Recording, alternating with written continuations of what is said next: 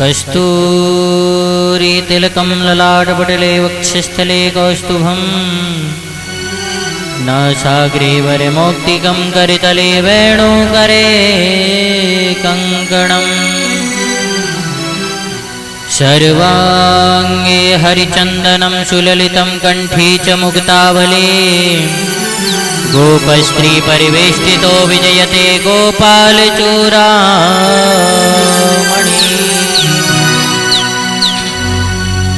आइए भक्तों, प्रभु की अद्भुत कथा में प्रवेश करने से पहले 2 मिनट प्रभु का श्री राधे रानी का कीर्तन करते हैं, राधा रानी को आमंत्रित करते हैं, तदुपरांत प्रभु की कथा में प्रवेश करेंगे। सभी अपने कर कमलों की सेवा करते हुए प्रभु का गुणगान करें। श्री राधे। बोले राधा रानी सरकार की जय। आदत आदत आदत है हमको पड़ी जिसकी आदत है, हम पर तो श्री जी ने की है कृपा, राधे कहने की आदत है। राधे बोल राधे बोल राधे बोल राधे बोल राधे बोल राधे बोल राधे बोल राधे बोल राधे राधे राधे कहने की आदत सी हो गई है। राधे राधे राधे कहने की आदत सी हो गई है। राधे राधे राधे कहने की आदत सी हो गई है। राधे राधे राधे बोलने की आदत सी हो गई है। श्री जी के चरणों में रहने की आदत सी हो गई है। राधे राधे राधे कहने की आदत सी हो गई है।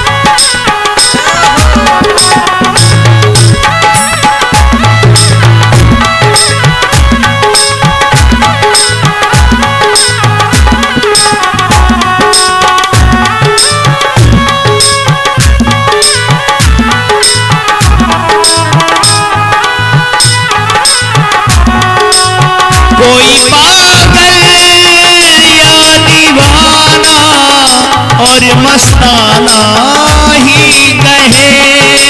कोई पागल या दीवाना मस्ताना ही कहे। कोई पागल या दीवाना और मस्ताना ही कहे। कोई पागल या दीवाना मस्ताना ही कहे। ऐसी बातों को अब सहने की आदत सी हो गई है। राधे राधे राधे कहने की आदत सी हो गई है। राधे राधे राधे कहने की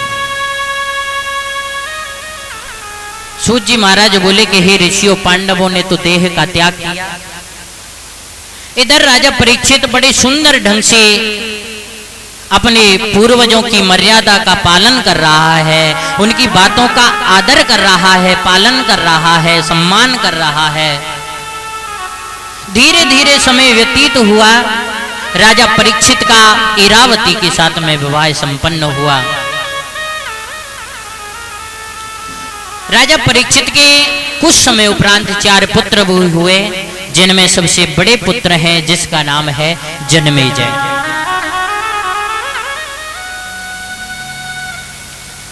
कहने लगे कि राजा परीक्षित बड़े सुंदर ढंग से राज चला रहा था। एक दिन राजा परीक्षित ने सोचा, क्यों ना पांडवों के खजाने में प्रवेश करना चाहिए। देखे तो सही हमारे पूर्वज कितना धन इकट्ठा करके गए हैं। आज राजा परीक्षित देखने लगा पांडवों के खजाने को। उस खजाने में जाकर के देखा एक बड़ा सुंदर मुकुट। इतना सुंदर मुकुट था कि राजा परीक्षित तो उस पर लालायित हो गया, मुग्ध हो गया, मोहित हो गया। इतना सुंदर मुकुट।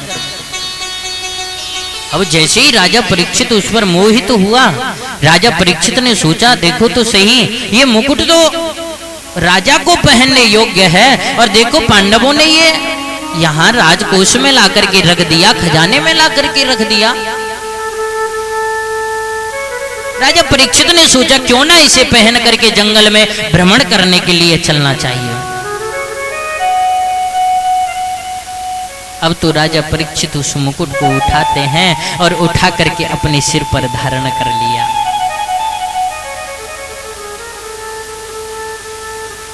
और अपने सिर पर मुकुट धारण करके सुदूर नामक प्रांत में भ्रमण करने के लिए चल